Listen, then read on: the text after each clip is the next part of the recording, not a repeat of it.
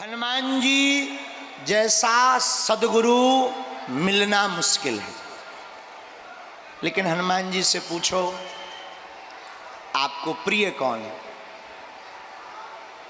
साधु कहते हैं राम। पर आज हम जिनकी कथा गाने को बैठे, साधक कहते थे जग में सुंदर हैं दो नाम, चाहे कृष्ण कहो या राम, बोलो राम राम राम बोलो। माखन ब्रिज में एक चुरावे, एक बीर भिलनी के खावे। दोनों एक हैं, तो राम हो या घनश्याम, धन्य है। भागवत के श्री कृष्ण साक्षात ब्रह्म, केवल भगवान कृष्ण ऐसे हैं जिन्होंने महाभारत के युद्ध में खड़े होकर ताल ठोक कर ललकार कर कहा था, हां मैं ही ब्रह्म हूं, मैं ब्रह्म हूं। श्री कृष्ण साक्षात ब्रह्म। लेकिन भगवान कब आते हैं? जब जब होए धर्म की हानि, बाढ़हि असुर अधम अभिमानी, तब तब धरि प्रभु विविध शरीरा, हरि कृपा निधि सज्जन पीरा, हरि कृपा निधि। आहा, भगवान इस पृथ्वी पर अवतार कब लेते? जब पाप बढ़ जाता है तो भूखे भार का हरण करने के लिए परमात्मा पृथ्वी पर अवतार लेते हैं। आहा, और भगवान श्री कृष्ण ने किस घर में अवतार लिया? देवकी और वसुदेव के घर। देवकी कौन और वसुदेव कौन? वसुदेव जिसकी बुद्धि देवत्व को प्राप्त कर गई, जो देवत्व को प्राप्त कर गए, ऐसे वसुदेव के घर। और देवकी कौन? जिनकी मति देव की, जिनकी मति परमात्मा की हो गई। ऐसी मां की कोख से ही, ऐसी मां की कोख को धन्य करने के लिए ही परमात्मा प्रकट होते हैं। आहा, भगवान देवकी वसुदेव के घर प्रकट हुए। और देवकी राजा कंस की बहन। कथितो वंश विस्तारौ भवतौ सोम सूर्यौ, राज्यम चोभय वंशानाम चरतम परमाद भूत। राजा कंस की बहन का नाम देवकी, और राजा कंस बड़ा आतताई अत्याचारी पापी राजा। देखो, पुण्य और पाप, सत्य और असत्य, दिन और रात, सुख और दुख एक दूसरे से जुड़े हुए हैं। उसी प्रकार दानव और देव दोनों भी जुड़े हैं। लेकिन जब इस पृथ्वी पर पाप बढ़ जाता है, कोई काम नहीं आता है, तब हमारे परमात्मा अवतार लेकर के भूखे भार का हरण करते हैं। राजा कंस ने अपनी बहन देवकी का विवाह वसुदेव से किया। विवाह किया तो मन में विचार किया, बहन हमारी बहुत प्रिय है, हम गांव के बाहर इसे छोड़ने जाएंगे, लोग हमारी वाहवाही करेंगे कि राजा बड़ा ही श्रद्धावान है, राजा बड़ा भावुक है, इमोशनल है।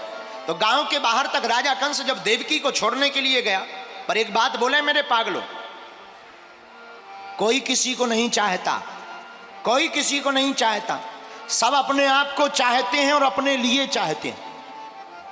कोई किसी को नहीं चाहता, सब अपने के लिए चाहते, अपने आप के लिए चाहते। और वही राजा कंस जो कुछ देर पहले इतना प्रेम कर रहा था कि नंगे पांव, ना रथ ना कुछ, हाथ में घोड़ों की चाबुक पकड़ करके अपनी बहन की विदा करने के लिए मथुरा से बाहर तक निकल पड़ा। और जैसे ही आकाशवाणी हुई, राजा कंस, इसी तेरी बहन देवकी का 8वां लाल तेरा काल होगा।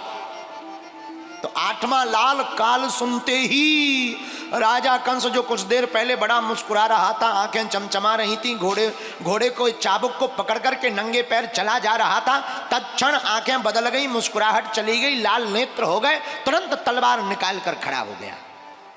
देखो ये है प्रेम, जहां देखा कि 8वां लाल काल होगा, सो राजा कंस ही स्वयं काल बन गया। बोलो सीताराम, जोर से बोलो। जो मुस्कुरा रहा था नाराज हो गया।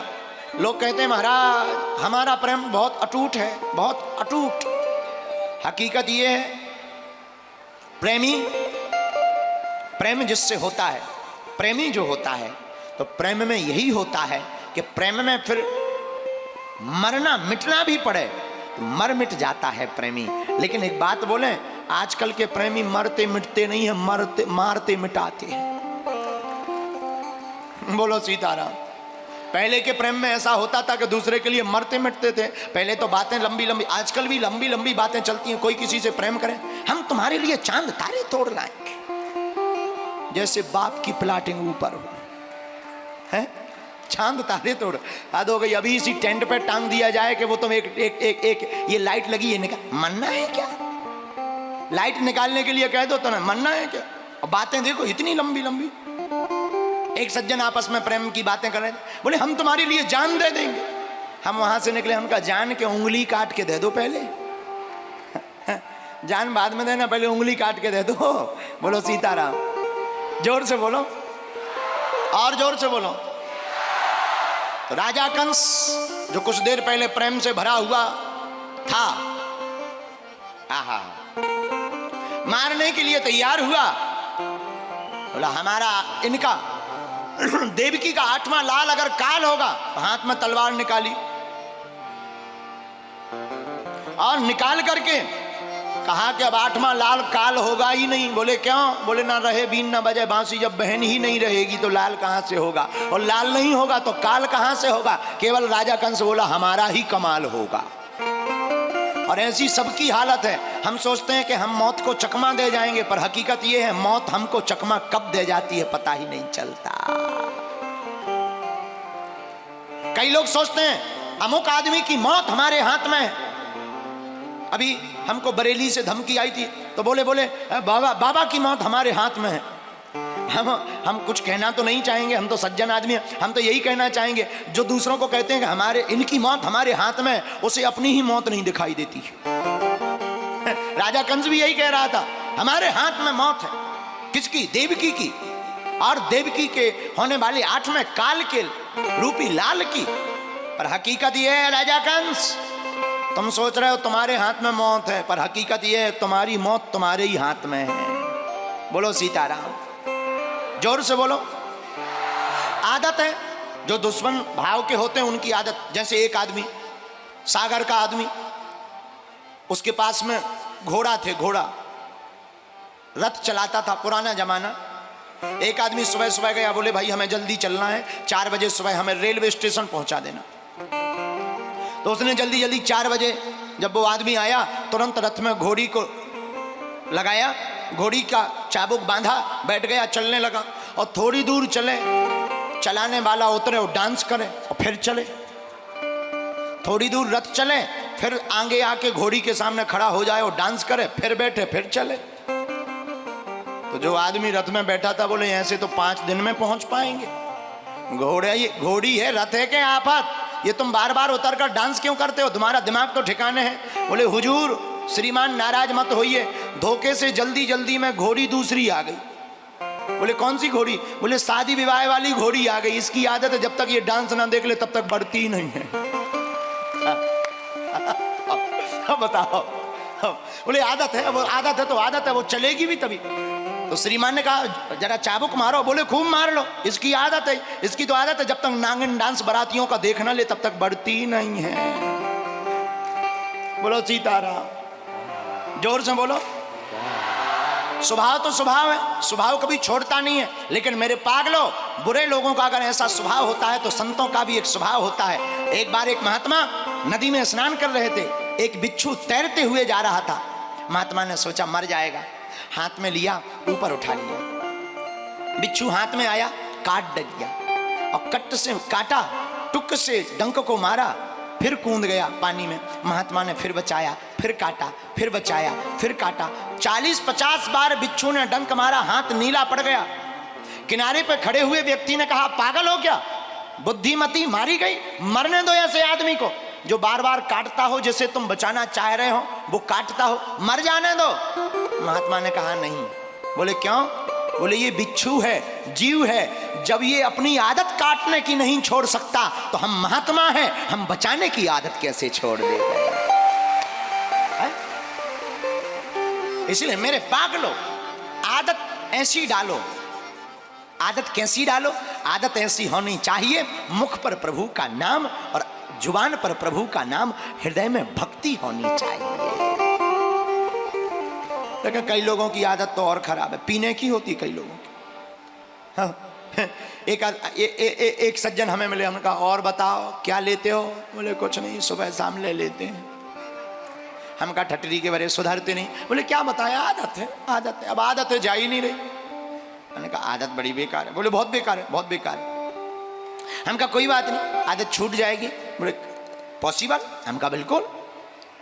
हमने बोले क्या पॉसिबल है? हम कहा तुम्हें पीने की आदत है? बोले हाँ। हम कहा पीने हम भी तुम्हें पिलाएंगे। बोले फिर तो हम तुम्हारे पास आएंगे। हमने कहा हम भी तुम्हें पिलाएंगे। वो बोला हम फिर तो तुम्हारे पास आएंगे। हमने कहा अंतर है, तुम जो है पौवा पीते हो, हम तुम्हें राम नाम रस की कथा पिलाएंगे। ये भी आदत है, लेकिन एक अच्छी आदत है, एक बुरी आदत है। एक आदमी हमें मिला, एक संत को मिला, बोला महाराज जुखाम है, हमने सुना दारू पीने से जुखाम मिट जाता है, दारू पीने से जुखाम मिट जाता है। महात्मा बोले पी ले पी ले पी ले। बोला क्या जुखाम मिट जाएगा?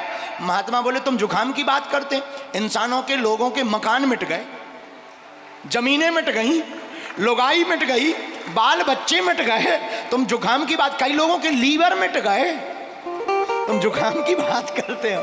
बोलो सीताराम, जोर से बोलो। यही हम कहना चाहते, जाम क्यों पीते हो जाम, शाम को पियोगे सुबह उतर जाएगी। अरे मूर्ख, गोविंद नाम पीकर तो देख, जिंदगी भर के लिए चढ़ जाएगी।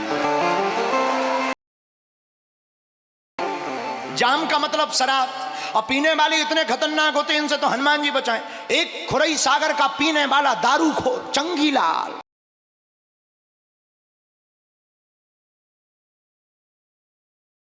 घर गया रात को 12 बजे, घर में चाबी निकाली, ताला लगा के गया था, और